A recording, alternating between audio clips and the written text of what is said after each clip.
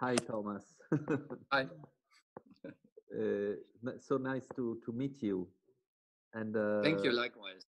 yeah, so before I started to record, you were telling something about the relationship. Yes, for me, it's very important as a German talking to an Italian and talking to somebody in Rome and talking to an Italian audience.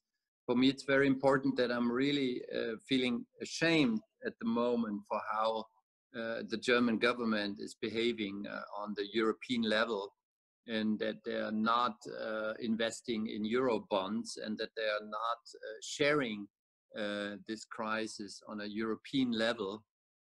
This is a disaster, and this makes me very ashamed of German government and of being a German at the same time.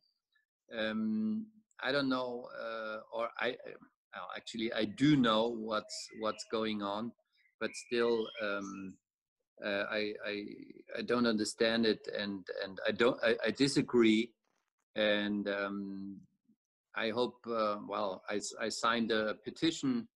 That's maybe not enough. I hope I can on all levels try to encourage the movement which there is in Germany. There is a movement in Germany who wants to support Italy, not only Italy, but also Spain, of course. And we're facing a disastrous scenario in the future if this politics on the European level are not changing. We're creating a lot of ressentiment, a lot of anger with our co-patriots, our European co-patriots in the south, if we are letting them down another time, because we already let down the Greek people. We rescued our banks who invested in Greece. We rescued these banks. We didn't rescue the Greek people. So to repeat this for a second time would be disastrous. Luckily, I do consider myself being a European without supporting this European Union, which is possible. You can consider yourself sharing a cultural landscape, which is Europe over centuries, and consider yourself being European, but completely disagreeing with the policy of the European Union, which is very important, because always people tend to make yourself believe that if you're not sharing the idea of this European Union, you're not a European citizen. Well, I am a European citizen. I'm working everywhere in Europe and in the world besides. And I don't agree. I profoundly disagree with the policy of the European Union. I profoundly disagree with the fact that they are giving privileges to goods to travel, to giving privilege of companies, sharing a currency, installing a market, but not thinking about the social values which we should share, and not thinking about cultural values which we should share. So European Union today is the European Union of the economy, and dominated by German economy. There's a lot of reasons for this. We could get into this, but you can all read it, and it's known. And even German journalists do talk about why the German economy is dominating the European market. It's not because the Germans are working more.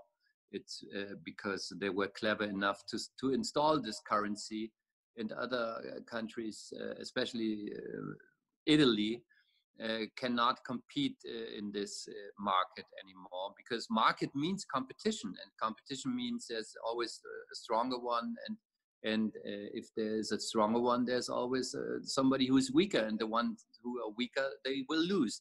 That is the law of social Darwinism, which is installed on a European level, on an economical level, and the stronger get stronger. And this is called what Marx calls monopole capitalism. And that's what we are facing. It has got nothing to do Thomas, with... sorry, can you go a little bit in the center of the image? Yes, sure. Oh, thank you. I'm sorry. You were going more and more out of the screen. Yeah, I was going out of the screen and I was going more and more wandering with my thoughts. So maybe it's a good moment. It's what we want to listen, your thoughts mostly. Yeah, well, I could go on. I think at the end of the day, it has got nothing to do with things like mentality or different cultural differences in the culture or in the mentality. I mean, there's people working hard everywhere in the world, and there are other people who do make people work everywhere in the world, and that is the border and the frontier, and it's not between Italy and Germany, and there's no mentality difference. This is so, to hear this nowadays, that it's in the culture. I don't know if you heard of this shameful article in this German newspaper to talk about the fact that this is the land, the country of mafia. Come on, the mafia is bringing all the money to Germany, and the German laws do not avoid that they can bring their money to Germany and that they can invest it, because they are not putting fences of amount of money which you can bring to Germany and invest.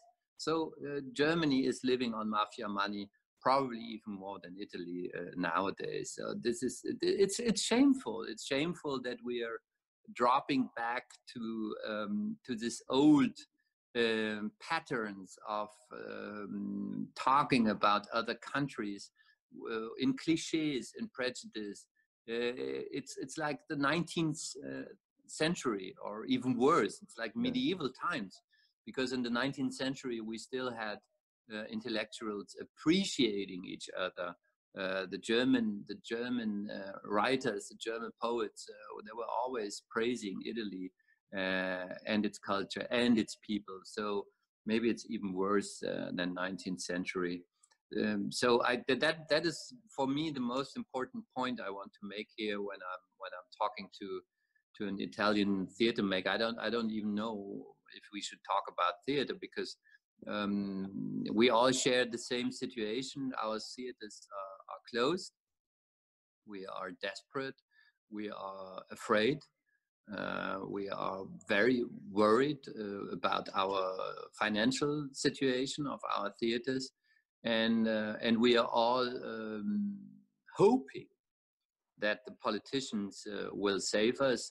But as we know our politicians, and as we know history, I'm skeptical. I'm afraid that they will let us down, that they will let down several theaters, several artists, actors, directors. I mean, in Italy, the theatrical landscape, when it comes to financing and subventions, it's anyway disastrous. So I would say it cannot get worse. Well, it can to a certain degree, which would mean to lose the last tiny little islands like Teatro di Roma and other theaters. But you already underwent several waves of neoliberal cutting down, because you always were avant-garde. You had your kind of Trump long before Trump came into power, because you had Berlusconi 20 years before. Yes. So you were always, I'm quoting here Roberto Saviano, who told me that the Italians were always avant-garde because they had Berlusconi 20 years before Viktor Orban. 20 years before Trump and Putin and all these guys. So you already underwent terrible times of populism, of neoliberalism in this beautiful country, which for me was always, not because I'm romantic, you know, I was a big admirer of Italy, because when I was hitchhiking, you know, autostop from my little Bavarian hometown, I went to Italy, of course. And first thing I remember is that I arrived in Bologna, and that was the time when Bologna still had a communist mayor. And on the big square of Bologna, main square, they were projecting Napoleon by Abel Gance with 3 screens and a symphony orchestra live playing along with this movie. And the square was full of families and people looking at this. You know, this is Italy for me. This is the Italy which is still there, hopefully, in the hearts, but not in the reality. I mean, this is Italy probably a lot of people are longing for and do desire. For me, Italy is Italy of Dario Fo, of Pasolini, and of Berlinguer. So this is the Italy I'm longing for, and has got nothing to do with the Italy which is portrayed in a stupid and terrible way in German newspapers. I think it could be very interesting for us to know how do you live this time of suspension, and also in relationship with your projects, and how do you project yourself in the future? Well, actually, when it came to the lockdown, I thought, oh, finally I can read all the books which I have on my bookshelf for months, waiting for me to be read. But I didn't get there so far, because I'm constantly in meetings. I'm constantly programming, because we are programming this online program of Schaubühne since more than 3 weeks now. So every night we show another television screening of a show of the Schaubühne since its beginning. So since '62, the last maybe 60 years now. Peter Stein, Klaus-Michael Grüber, Andrea Breth, Milo Rau, work which I directed, Katie Mitchell, Sascha Waltz. So all the performances which we've been filming for television, which is a lot. There's a lot of shows which have television versions. All these shows we've been gathering, and we've been talking to the writers, to the editors, to the actors, and all these people, in order to give us these works without being paid, which is not obvious, which I usually defend, that this copyright, droit d'auteur, is very important for me. So it's very important that these things not appear on internet. But we decided, because we're living in this state of emergency, we have to do it, and we can make an exception to the rule. And this takes a lot of time, because we are also starting a new program tomorrow, where we invited writers and philosophers to make a contribution, to write something about their situation. And sometimes they are filming themselves, or other days they are sending the texts, and we are reading them with our actors. So we will start with Annie Ernaux contribution, but there will also be 𝗧𝗹𝗹𝗶𝗵𝗵. There was Caroline Imke, there will be Didier Ribon, there will be Edouard Louis. We will read a text by Alain Badiou, by Paul Preciado. So a lot of important and very appreciated writers who will give a tiny little view on from their perspective on the crisis, and a lot of these contributions are very worth reading and very interesting in the dimensions they are talking about this crisis. So to answer your question, I'm working a lot every day, and so far I didn't find any pause. But I decided for myself that I have to change a little bit and focus a little bit more also on profiting. Try to profit from the situation, because I think it's an important situation. It's a situation where you can take your time and study and improve your theoretical tools.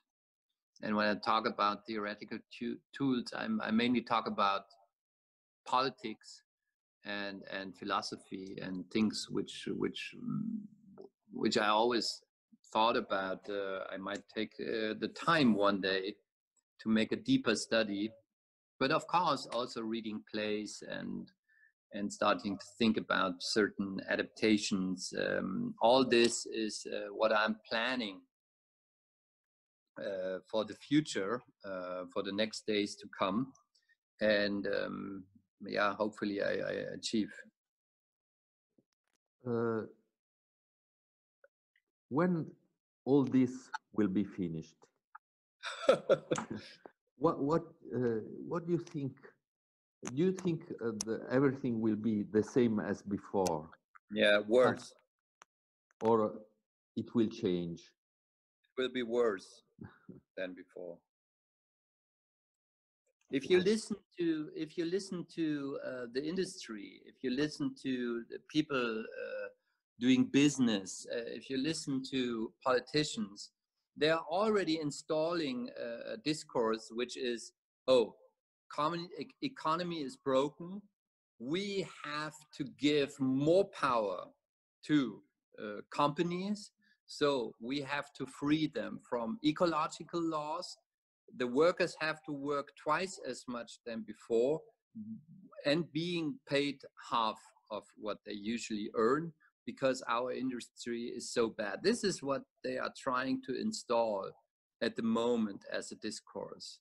So they are taking the crisis, and you know, we've been always directing Shakespeare, so we know what they are doing. They are taking the crisis as an excuse to install their laws. This will happen.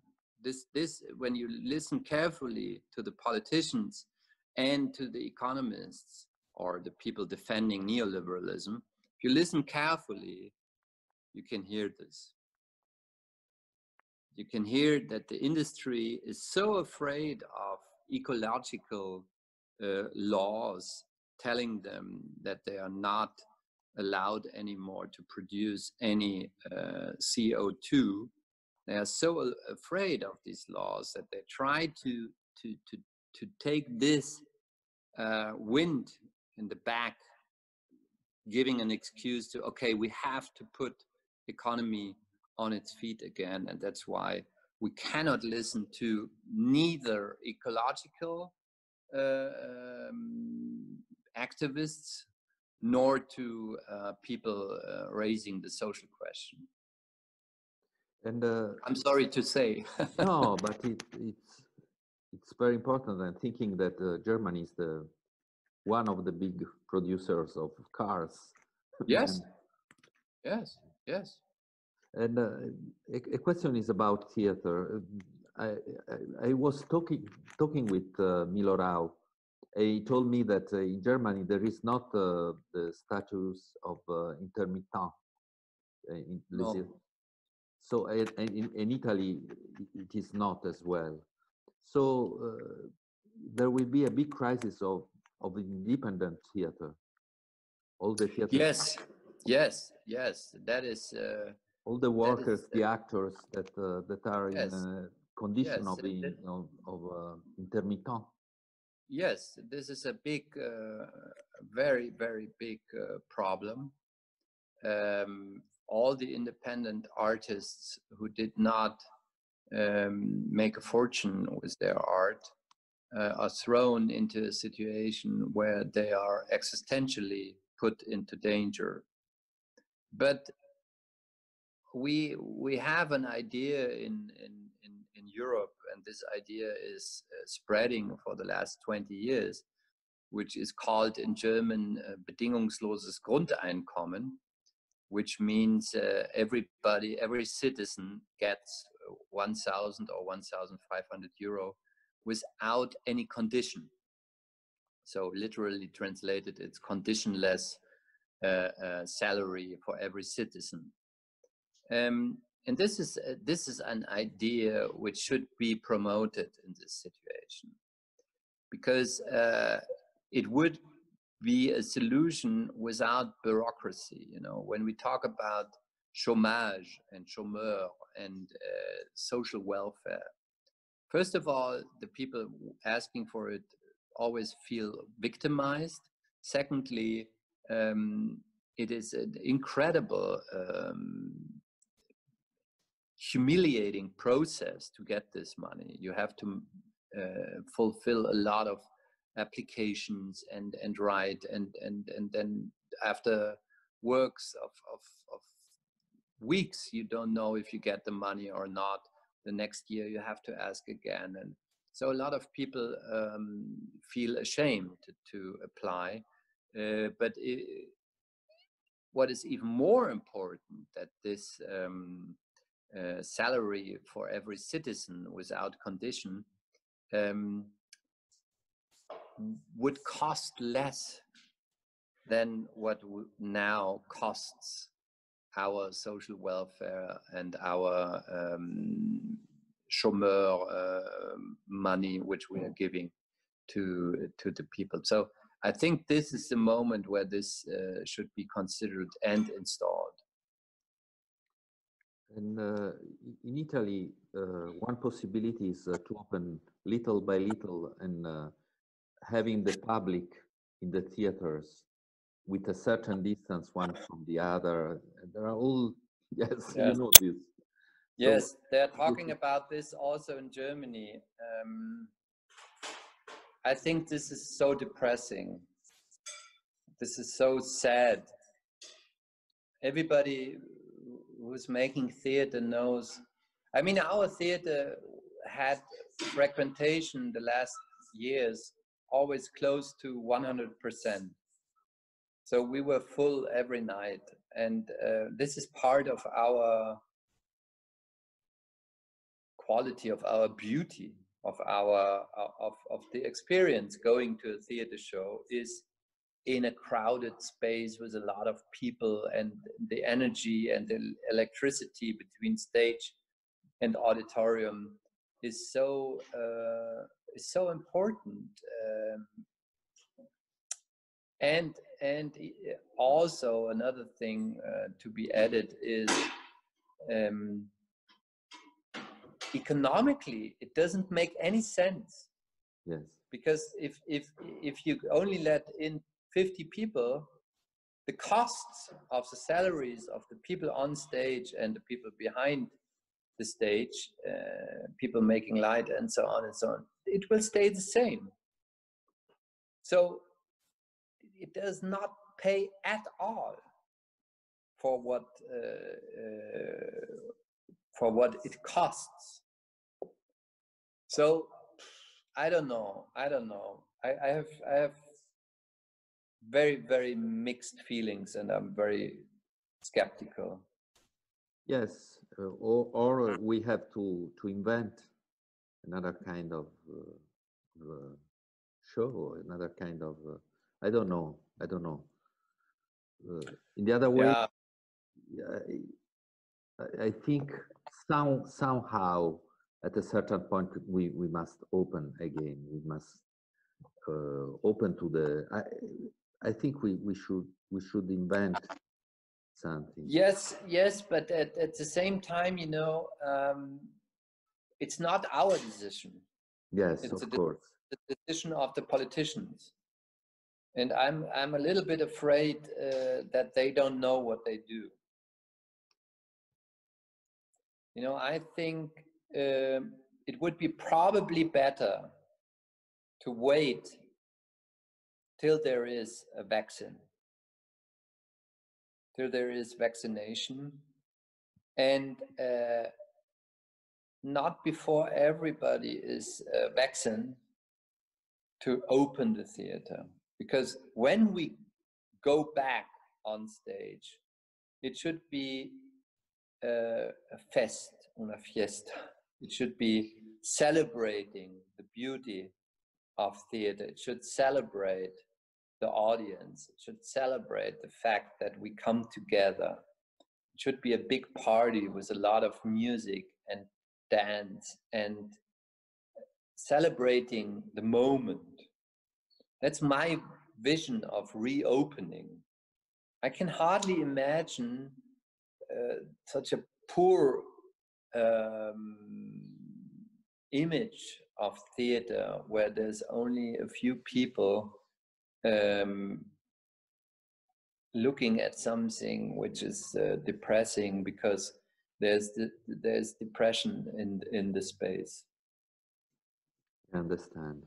In the same time, I think I'm afraid if we don't open, a lot of people will be without work, and that's another consideration. That's a problem. That's a problem. That's a big problem, of course. But I also have the feeling that maybe if we are opening, the audience is too afraid to go back to the theater. I don't know. This is it's also how we can communicate what it will be next, and they go with us, they walk with us to the development. I really don't know. I'm talking with you about hypothesis. We don't know exactly what's going on. That is incertitude. That one thing which always makes me optimistic and which is so important, looking at the time we're living in. In Shakespeare's time, it was the same. They had the pest. They had a pandemic all the time. They had to close their theaters for months and months and months. They were back on stage. They were resurrecting, and they made this playwright probably wrote the most important plays of all times under epidemic situations. So there's no need to be desperate. Yes.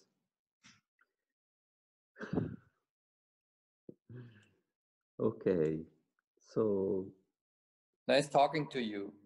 For me too. Thank you very much. And all the best.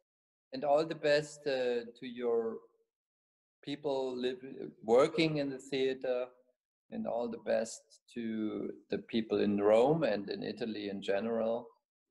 And the only thing which makes me a little bit less frustrated is the fact that my brother is working in a hospital, and he's also working with patients from France and Italy, and not only for the Germans. So there is a very tiny little degree of solidarity, even though there should be much more on the political level.